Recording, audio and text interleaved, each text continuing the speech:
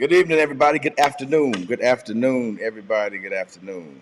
Um, I'm Reverend Donald Clay. I'm Lady Truth and Clay. Are you sure? No, I'm kidding. Are you sure? I'm sure. I'm sure. I'm sure it's you. Don't Let me start see if I can be nothing. sure. Don't start nothing. It's really you. You're really here. Don't start nothing. We're excited today. We are continuing to celebrate 40 years of ministry. And I said that for the balance of this year, we're gonna try to, come on and talk about the good old days and have some reflections and some special guests. And today is no exception. Originally, we were scheduled to have Reverend Jathan Sparks, who I affectionately call Bishop. We had a surgical procedure, but he's doing well. He's doing well. I got a message from him that he's doing well, and so we're praying for his recovery and his health, and that the Lord fully restore him. So praying for him and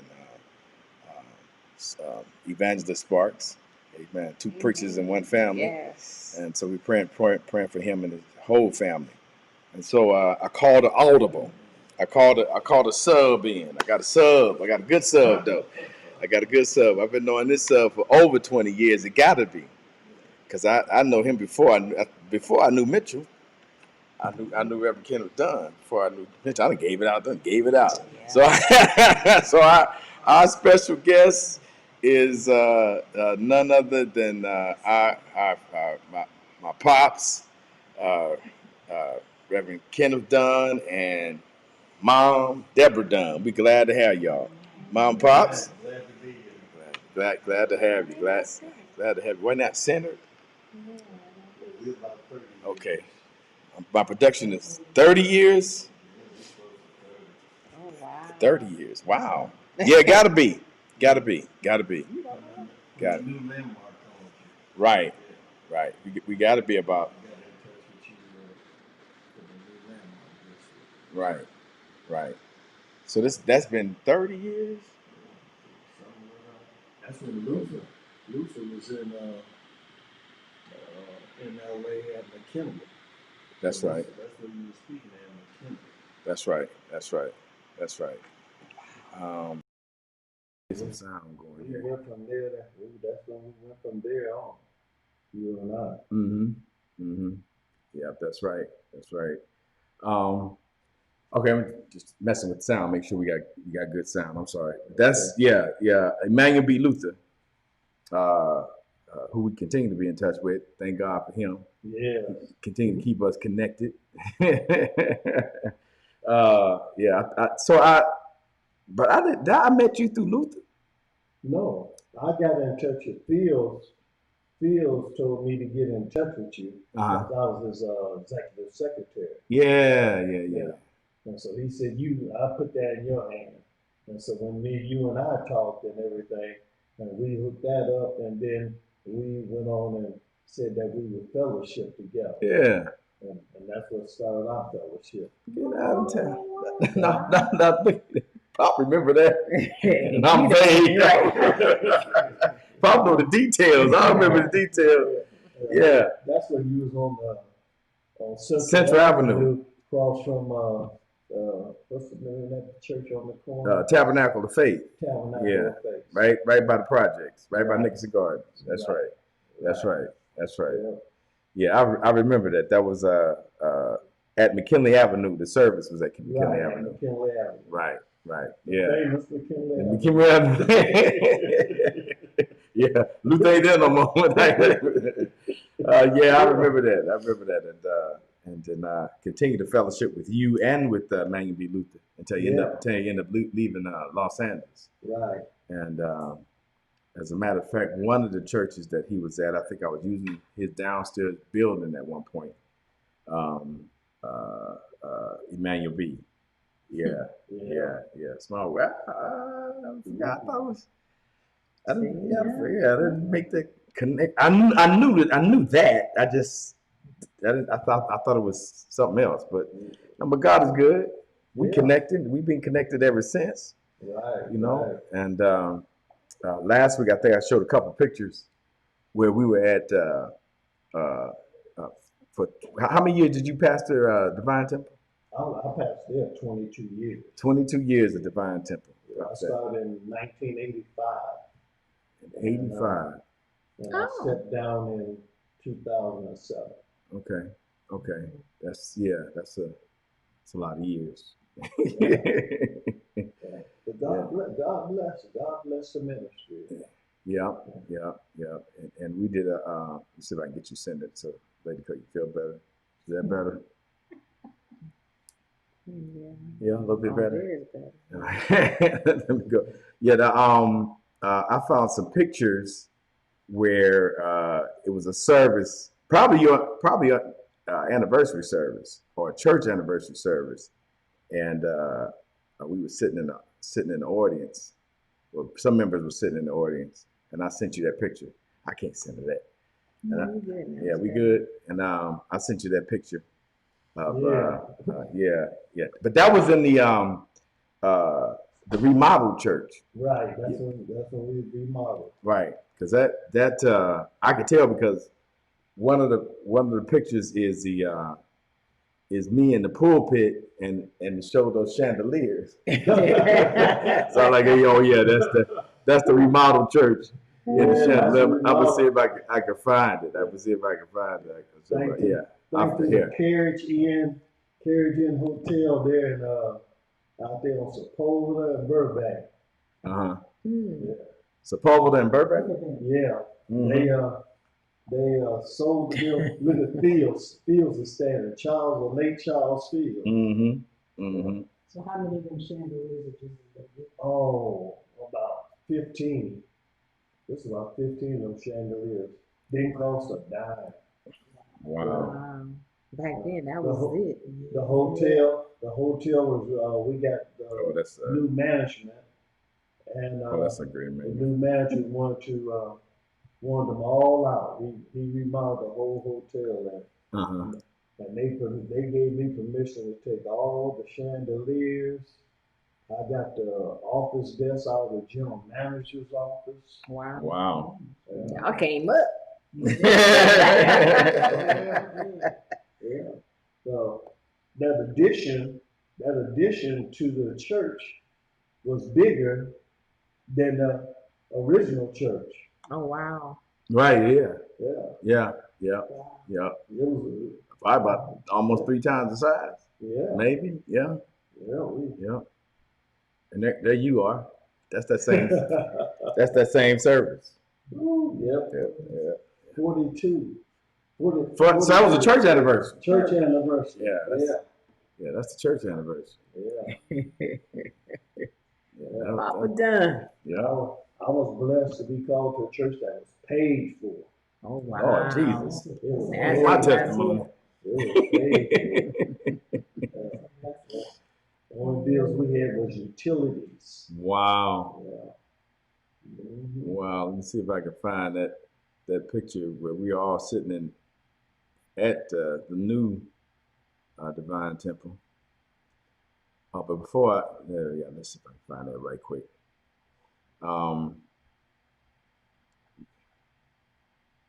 Yes, I remember coming to one of the many revivals that you had Pastor Harold Mitchell and Pastor Gates. Yeah, Pastor Mitchell, Pastor Gates. Lavelle, yeah. Wilson, yeah. Wilson.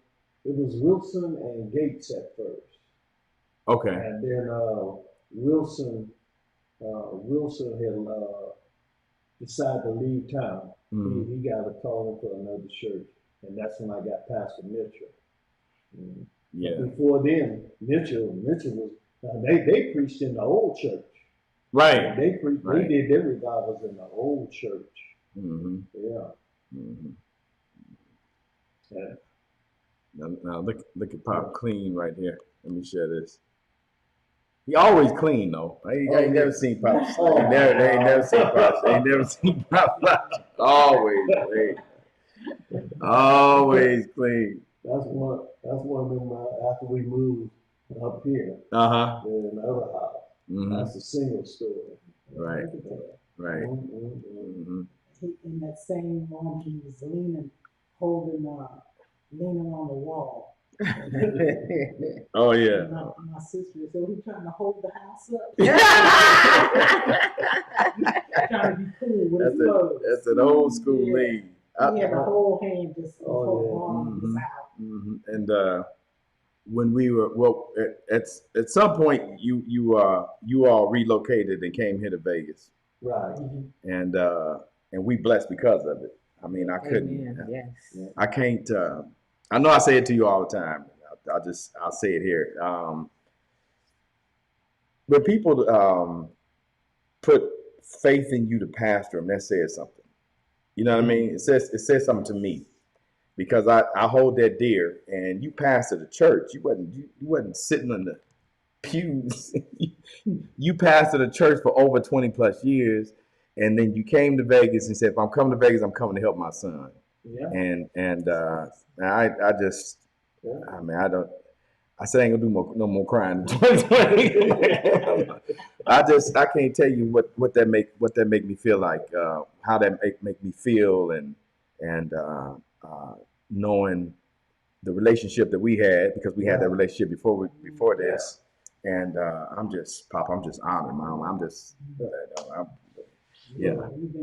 I'm just, I feel honored to be up under your leadership. Like you said, we had a relationship that was established years ago. Mm-hmm. And so when we decided we were leaving Georgia and coming to Vegas, that's why I called you and said, "Hey, I'm coming up under your leadership. I ain't coming to rule nothing. I'm just coming to be up under your leadership." Right. And when you said okay, that made me feel good. But like I remember I told you, I said, "Well, we want to go to a couple of different churches," Right. which I knew I wasn't joining them. But just to kind of get the feel of Las Vegas, different churches in Las Vegas. Because my pastor, Pastor Manyweather, he was here, and I went over to visit with him. And, "Come on, son, come on. This is a great church." I said, "No, Dad, I got a church home already." So he said, "Okay, hey, we'll love you over here." I said, "Okay, but I got some place to go." So you got a couple comments.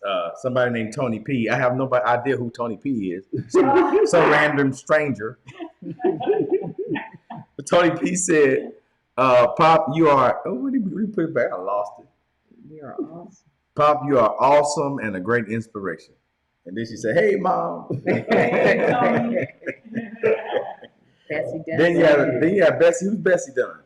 It's cousin. Bessie Dunn, that's my one we met in Georgia. We went to the same church. Are y'all related? No. What? Oh, No, you have the we're same not name. related. Oh. But we started calling each other cousins and everything. And we've been that way ever since I think about 2009. Wow. 2009. Wow. I started going to. That's Oh, when hey, Pastor cousin. Williams was at So, oh, okay. So she was at the church that Pastor Williams pastored. Yeah. Right. Antioch East. Antioch East. Georgia. Okay. Yeah. Okay. That's where I met her at, and we talked we haven't talked on the telephone lately. I'm sorry, cuz. I'll give you a call this evening. Yeah. Beautiful, beautiful person. Yeah. Beautiful person. Well, Pop, you don't meet no strangers anyway, so that's just your personality. One of the people at airports and I said, "You can't be doing nothing." One of the people. Yeah. That's a sweet meat. Yeah. Sweet me, son. So let's be clear. Let's clear that up, because people might not know what that means. You know what I mean? So Pop, your daddy was called Sweet meat. So why do they call him Sweet Meat? When he worked in the field down in Georgia, his mother had one of those round circle pans, and they had the latch on, and so she put the meat, and he liked syrup, and she put the syrup and the biscuit, the whole cake. Right. Put the whole cake in there and shut it down, and so when he was out in the field, that's what he ate. And so when he got home, he could not eat without putting syrup on his meat. Wow. And so they started calling him sweet meat all the time. All his brothers and sisters, my cousin, his nieces and nephews, all of them called Uncle Sweet Meat, Uncle Sweet Meat. Wow. All right, so I will clear that up. My mind be somewhere else. Everybody ain't got the same mind. Oh, no. Yeah. Amen. So that's where the name Sweetmeat came from. Right. Because your daddy was in the field, and that syrup on that meat, he got accustomed to it. And I hear them stories about people who worked in the fields and sharecrop. They would have their lunch in a container or in a tin, right, and they would take that out to eat. I think I'm gonna have to ask Brenda. I think Brenda Dixon told me a story about getting lunches together for her daddy. So I'm gonna have to ask her to lean about that. Yeah. Getting lunches together. Right. Yeah. They, So they, anyway, I worked in they would fields. leave at daybreak. They got up at 4:00 in the morning. He told me how they would get out there and milk the cow, get the cow, and his mother be in there cooking and everything. And they would be hitting it about 6. So if y'all ever hear me refer to Sweet Meat Son, this is who we talking about. Yes, Lord. It's Sweet Meat Son. And during the time that you all came to Vegas, I was partnered with Reverend Jerry Jimerson, right, who's still my brother beloved. At some point, I'll reach out to him. He one of the people gonna be hard to get.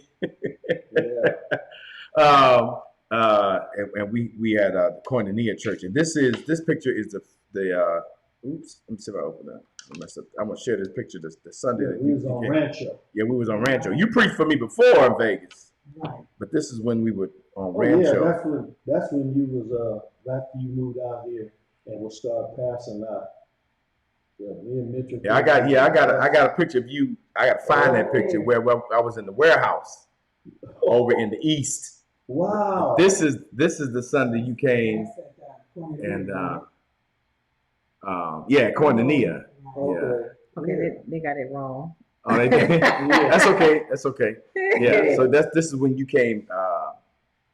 You came out to let's get this stuff. You came out when we were on Rancho and you preached then. Right. Yeah, preached then. Yeah. That's the deal with the coordinating symbol. So I just this is I've been on pop for over 30 years, and this is a part of. So I want some people just join and not knowing what we got going.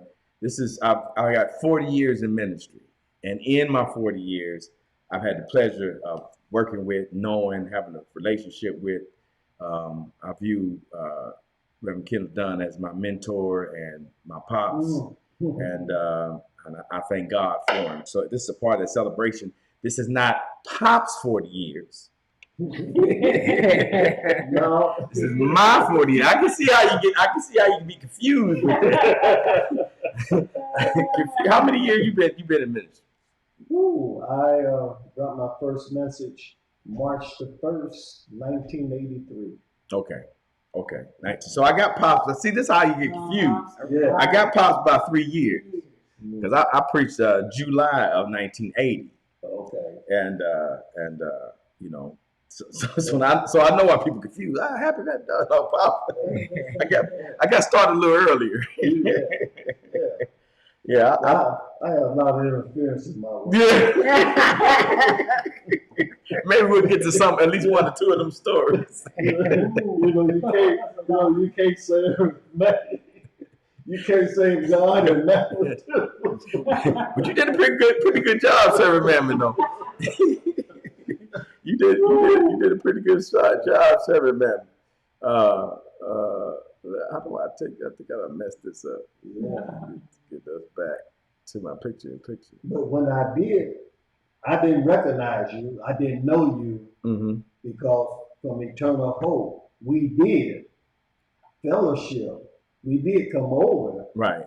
to the church, but look how old you were. Yeah, I was. Yeah, I was Yeah, 50. right. I was 15 years old. Yeah, but I mean before then, because I got with Eternal Hope in '79, Mm-hmm. and we and he Pastor Minnie knew Pastor Billy Ray. And we fellowship at least. Yeah. But I'm not Yeah.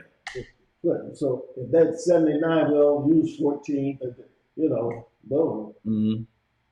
So I paid no attention to A who little rascal was running around. Yeah. And then there was some relationship between Robert Henry and Mayweather too. Yeah. Yeah, Robert. Yeah. I remember something was happening.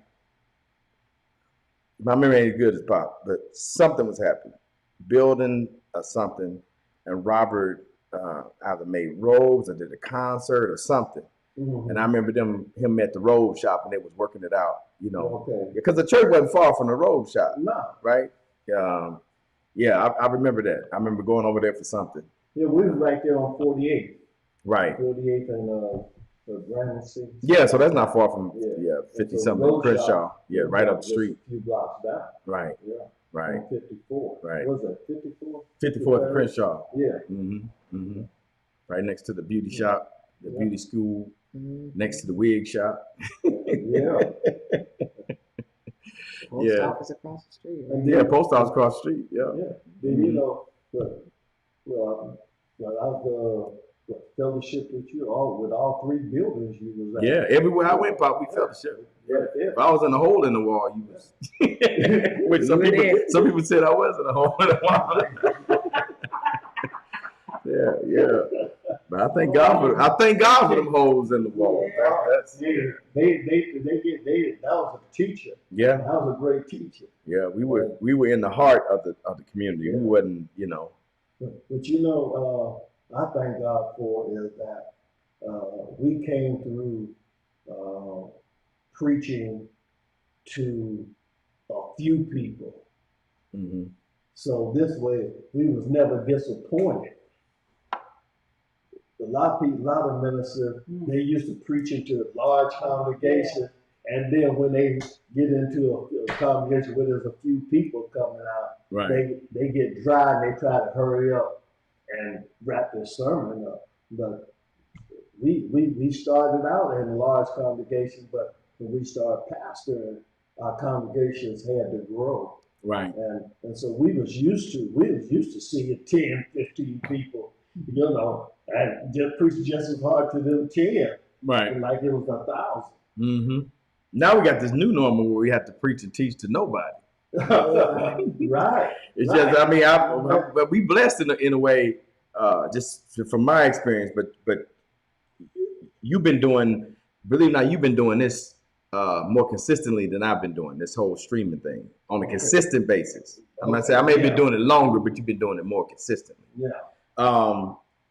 To get used to teaching and delivering the word where it's like one person in the room or nobody in the room but you. Mm-hmm. I'm blessed in that I got Lady Clay and Chriselle and the Jays when one of them ain't sleep. I got one. I won't call his name DJ, but he can go to sleep every now and then. So I got some feedback. Okay. But it's a whole different kind of thing to just look at a screen and talk to it and then respond to comments. That's a whole, yeah. So what made you, I'm sorry, Shift Gears. Yeah. So since we're talking about that, what made you consider doing that, the streaming? When I right before I left Georgia, Mm-hmm. when I pastored, I started Living Hope Ministries. Right. And the very few people I had. And when I told them that I was leaving, coming to Vegas, they said, "Oh no, I haven't found a church and this, that, and other. And I enjoy your Bible studies and why you teach and everything." And so I told them, I said, "Well, let me get to Vegas, get settled, and then I would do a teaching online. And you might see a name come up, James Quick. Yeah. And I say, Quick! Well, he was my technician. And he videoed every Sunday for me and everything like that. And so he told me told me what I had to do because I had no knowledge of Facebook or anything else. So he told me what to do. And I had promised those few people there in Georgia that when give me the August and I would do it. So I've been doing that ever since August of 2014. Wow. That's what I mean by consistently over a long period of time. I mean, we be doing it hitting and missing, but on a consistent basis, for a long time. So it wasn't hard. I didn't have to drag you and mom along to see the vision. Y'all had already been doing it, by the time all this stuff hit. So when the pandemic hit, we was already in the flow of it. So it wasn't a big old transition. A lot of churches struggled to make that make that jump. Right. Yeah. Some still. Getting phone calls. What you doing, man?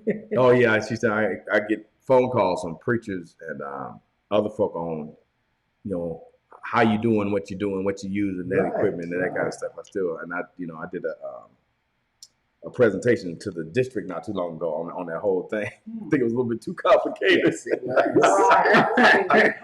got to do it again and bring it down a little notch.